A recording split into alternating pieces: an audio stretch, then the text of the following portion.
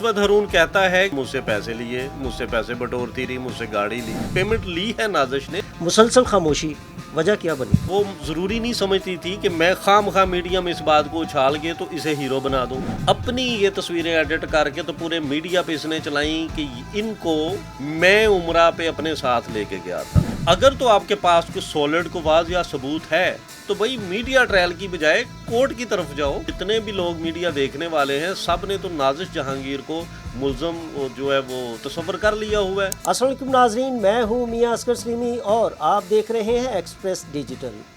ناظرین, نازش جہانگیر کا شمار پاکستان کی نامور اداکاراؤں میں ہوتا ہے. اپنی بہترین اداکاری کی وجہ سے یہ لاکھوں دلوں پر راج کرتی ہیں.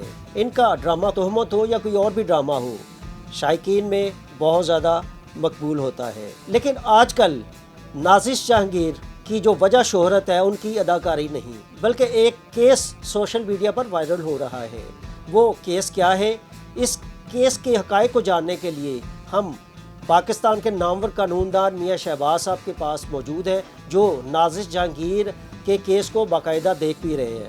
تو ہم میاں شہباز صاحب سے تفصیل کے ساتھ بات کریں گے کہ اصل یہ کیس ہے کیا. نازش جہانگیر اور جو اسود ہارون کا کیس چل رہا ہے اس وقت میڈیا پہ, اس کی اصل بیک گراؤنڈ کیا ہے؟ ہوا یہ تھا کہ یہ جو کیس گردش کر رہا ہے, یہ الزام نازش جہانگیر پہ یہ لگ رہا ہے کہ اس نے مجھ سے اتنے پیسے لے لیے, میری گاڑی لے لی, فلاں کر لیا اسود ہارون کی جانب سے. ایکچولی ایشو یہ تھا کہ اسود ہارون کہتا ہے کہ مجھے نازش نے کام دلوانے کے لیے اور انڈسٹری میں انٹروڈیوس کروانے کے لیے مجھ سے پیسے لیے, مجھ سے پیسے بٹورتی رہی, مجھ سے گاڑی لی.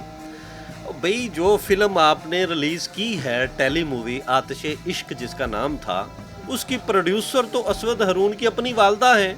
اسود ہارون اس میں مین رول ہے, اس کا مین لیڈنگ رول ہے. اس کے ساتھ انہوں نے ہائر کیا, کاسٹ کیا نازش جہانگیر کو, جس کی اس نے پیمنٹ لی. جو یہ پیمنٹ کے ثبوت دکھا رہے ہیں موصوف مختلف چینل پہ آ کے سوشل میڈیا پہ وائرل کر رہے ہیں چیزوں کو, کچھ اس میں اوریجنل ہیں, کچھ ایڈیٹڈ ہیں. وہ جو اوریجنل ہیں وہ پیمنٹ لی ہے نازش نے, لیکن اس نے اپنے کام کی لی ہے. جب آپ ایک کام کرتے ہیں, ہمارا کوئی کلائنٹ ہو یا ہمیں کو ہائر کرتا ہے کوئی کلائنٹ ہمارا, تو ایک ورکنگ ریلیشن شپ بن جاتا ہے, بندہ ایک جان پہچان بن جاتی ہے. اس جان پہچان کا جب کوئی بندہ غلط اور ناجائز فائدہ لے تب معاملات خراب ہوتے ہیں.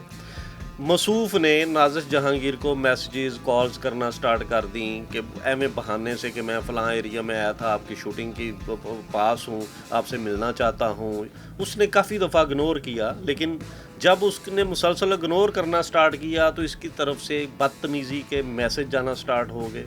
ایون اس کے کچھ فیملی ممبرز کی طرف سے میسج بھی جانا سٹارٹ ہو گئے. اس بیچاری وہ تنگ آ گئی. اس نے جب اسے شٹ بکال دی کہ بھئی آپ محتاط رہو, آپ مطلب میرا کیریئر اور میں اس قسم کی بندی نہیں ہوں کہ جس قسم کی فیمیل آپ کو چاہیے. جیسے ہی وہ شٹ اپ کال آتی ہے تو جناب جو ہیں یہ بدتمیزی کا طوفان برپا کر دیتے ہیں, اس کے ہراسمنٹ کرتے ہیں, بلیک میل کرتے ہیں. انہوں نے ہراسمنٹ کا جو کیس ہے وہ کیوں نہیں کیا اس وقت جب ان کو وہ سارے میسج آ رہے تھے اور اس طریقے سے بلیک میل کیا جا رہا تھا, بلکہ الٹا جو ہے اسود ہارون نے پرچہ کر دیا. نازش جہانگیر کے لیے ایک سمپل ایک ینگ لڑکا تھا, نیو کمر, تو وہ ضروری نہیں سمجھتی تھی کہ میں خام خواہ میڈیا میں اس بات کو اچھال کے تو اسے ہیرو بنا دوں, اور یہی چیز وہ چاہ رہا تھا. تو ایسا ہوا بھی. نازش نے اس کے خلاف کمپلینٹ کی, اس کے معافی ترلوں کے بعد نازش نے معاملہ وائنڈ اپ کر دیا. لیکن اس کے بدلے میں اس نے یہاں لاہور میں ایک ایف آئی آر رجسٹرڈ کروا دی, جس میں اس نے کوئی ثبوت نہیں دیے, اور عدم شہادت کی بنا کے اوپر ایف آئی آر جو ہے وہ خارج ہو جاتی ہے. اب جب ایک ایف آئی آر ہوگی تو نازش جہانگیر نے پری ریسٹ بیل لی ہوئی تھی اس میں. اب سلیمی صاحب جب ایک ایف آئی آر خارج ہو جائے تو بیل کی تو ضرورت ہی نہیں رہتی. بیل کس لیے ہے کہ مجھے ڈاؤٹ ہے کہ پولیس مجھے اریسٹ کر لے گی, لہٰذا مجھے بیل دی جائے کہ تاکہ میں شامل تفتیش ہو سکوں. اب شامل تفتیش مزید ہونے کی ضرورت بھی نہیں تھی, نہ ہی کوئی اپریہنشن تھی کہ پولیس اریسٹ کر لے گی, تو اس لیے وہ بیل کو نہیں کیا گیا آرگو, اسے پریس نہیں کیا گیا, وہ بیل خارج ہو گئی. اسود ہارون صاحب نے اس آرڈر کا, کورٹ آرڈر کا غلط یوز کیا, میڈیا پہ آ کے آرڈر چھالنا شروع کر دیا کہ نازش جہانگیر کی بیل خارج ہو گئی ہے, وہ یہ ہو گیا ہے, وہ ہو گیا ہے, اور کسی بھی میڈیا والے کو پتہ ہی نہیں تھا کہ وہ تو ایف آئی آر ہی خارج ہو گئی جس میں بیل خارج ہوئی تھی. اسی بیس کے اوپر اس نے ڈفرینٹ چینلز اور سوشل میڈیا پہ آ کے انٹرویوز دینا سٹارٹ کر دیے، ایلیگیشن لگانا سٹارٹ کر دیے، فیک تصاویر جو کہ ایک مقدس فریضہ تھا ناظر جہانگیر عمرہ پہ جاتی ہے، یہ بھی کہیں عمرہ پہ گئے ہیں، وہاں عمرہ اکٹھے نہ تو پرفارم کرتے ہیں، نہ ہی وہاں پہ ڈیورنگ پرفارمنگ عمرہ ان کی کوئی ملاقات ہوتی ہے۔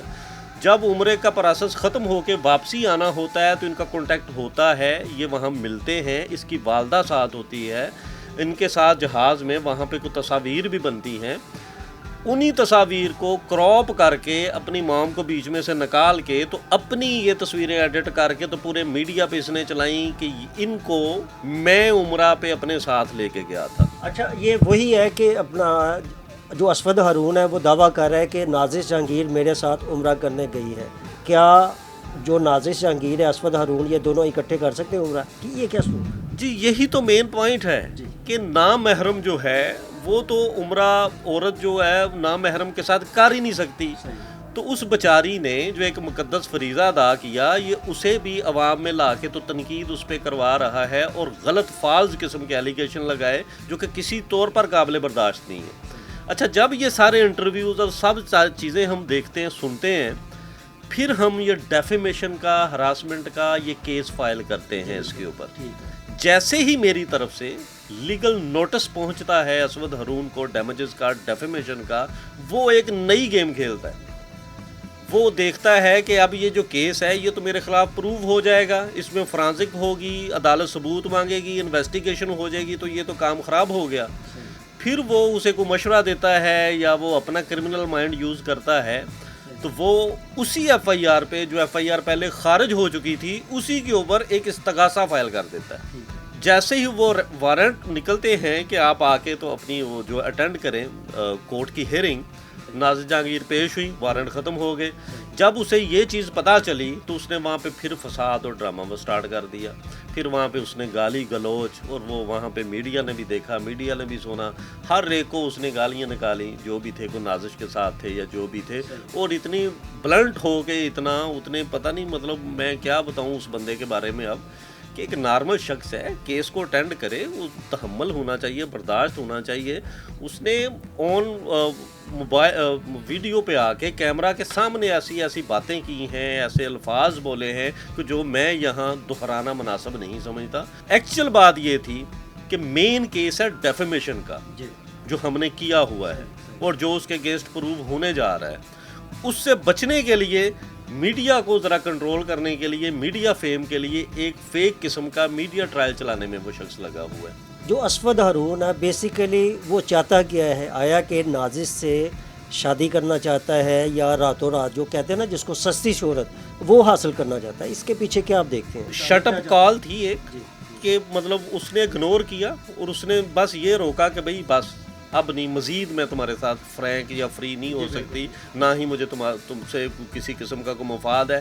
یہ کہتا ہے کہ وہ پیسے کھانے والی یہ فلاں ایجوکیٹڈ لڑکی ہے، اچھے گھرانے سے تعلق ہے، 2 3 گاڑیاں تو اس کی اپنی ہیں۔ باقی بات یہی ہے کہ اگنور کیا گیا، انا کا مسئلہ بنا لیا گیا اور وہ سارا سلسلہ وہ سٹارٹ ہو گیا۔ تو اگر تو آپ کے پاس کوئی سولڈ کو واضح ثبوت ہے تو بھائی میڈیا ٹرائل کی بجائے کورٹ کی طرف جاؤ، کورٹ ٹرائل فیس کرو۔ صرف سستی شہرت کے لیے میڈیا پہ کیوں آ رہے ہو آپ لوگ؟ یہ بتائیں کہ جب یہ سب کچھ ہو رہا تھا مسلسل خاموشی، وجہ کیا بنی؟ دیکھیں، ہمارا بلیو اس چیز پہ ہے کہ جب کوئی پروسیڈنگ چل رہی ہو کورٹ کے اندر، کوئی کیس چل رہا ہو، جیسے کہ ہم نے پہلا کیس ون کیا، اس نے ایک ایف آئی آر کروائی تھی، وہ ایف آئی آر خارج ہوئی، اب یہ کیس بھی اس کے اگینسٹ پروو ہونے کو جا رہا ہے۔ تو ہمارا موقف یہ تھا کہ ہمیں میڈیا پہ آنے کی بجائے، میڈیا وار سٹارٹ کرنے کی بجائے، کورٹ کی طرف سے ہی میڈیا کو جو بھی کوئی نیوز ملے، بریکنگ نیوز ملے، اسے پنشمنٹ ہوتی ہے یا کوئی کیس کا کچھ بھی فیصلہ ہوتا ہے تو وہ ملے تو دیٹ از بیٹر۔ لیکن 2-3 دن پہلے جو کچھ ہوا وہاں پہ آ کے تو پھر سے سارا میڈیا کی توپوں کا رخ جو ہے وہ نازر جہانگیر کی طرف ہو گیا۔ تو پھر ہم نے سوچا کہ کم از کم ہم کیس جو ہے وہ اس کی ڈیٹیل ساری جو ہے وہ تو کورٹ میں ہے، لیکن کم از کم فیکٹس جو ہیں اور ریئل سٹوری جو ہے وہ عوام تک پہنچنی چاہیے کہ ایکچوئل مسئلہ ہے کیا۔ ورنہ تو پوری عوام نے جتنے بھی لوگ میڈیا دیکھنے والے ہیں سب نے تو نازش جہانگیر کو ملزم جو ہے وہ تصور کر لیا ہوا ہے. وہ ہر بندہ کہہ رہا ہے کہ اسود ہارون سچا ہے، لیکن یہ فائل بولتی ہے. اس میں ہر چیز آپ دیکھیں آپ خود سرپرائزڈ ہو جائیں گے، حیران ہو جائیں گے کہ یہ چیزیں میڈیا پہ کیوں نہیں آئیں، یہ چیزیں ہمیں اب تک پتہ کیوں نہیں چلیں. تو کم از کم میڈیا کو پتہ چلے کہ ہماری ایکٹریسز کو، ہماری جو فیمیلز ہیں انہیں کیا کچھ فیس کرنا پڑتا ہے. کئی دفعہ وہ اپنی عزت کی خاطر، فیملی کیا کہے گی یا میرا کیریئر نہ خراب ہو، اس لیے سیلیبریٹی جو ہیں وہ اس قسم کے لوگوں کو اوائڈ کرتی ہیں کہ خام خواہ کوئی اسکینڈل بنے گا، کوئی ہماری وجہ سے فیمس ہوگا، ہمارے کام میں فرق پڑے گا. اور وہی وہ چاہتا تھا. اس کی وجہ سے نازش جہانگیر کا بھی بڑا نقصان ہوا ہے، ایک نیگیٹو امپیکٹ انڈسٹری میں گیا جسے اب ریموو ہونا چاہیے، اور انشاءاللہ تعالیٰ یہ کورٹ وہ نیگیٹو امپیکٹ ریموو کرے گی. نازش جہانگیر کا شمار پاکستان کی نامور اداکاراؤں میں ہوتا ہے. انہوں نے تھوڑی سی مصلحت کے تحت خاموشی اختیار کی تھی، لیکن جب اسود ہارون کی طرف سے مسلسل دباؤ ڈالا جاتا رہا، بلیک میل کیا جاتا رہا، تو ان کے پاس کوئی اور آپشن نہیں تھی کہ وہ بھی اپنے وکیل کے تھرو آئیں اور جو اپنا ہے نقطہ نظر وہ پیش کرے. اور اس کے علاوہ ناظرین، اگر اسود ہارون یا ان کے جو وکیل ہیں وہ بھی اگر اپنا نقطہ نظر پیش کرنا چاہتے ہیں تو ایکسپریس نیوز کا یہ پلیٹ فارم ان کے لیے بھی حاضر ہے. یہ تو تھا ہمارا آج کا ولاگ. امید ہے آپ کو ہمارا یہ ولاگ اچھا لگے گا. نئی سٹوری نئے ولاگ کے ساتھ دوبارہ حاضر ہوں گے. اس وقت تک کے لیے اللہ حافظ.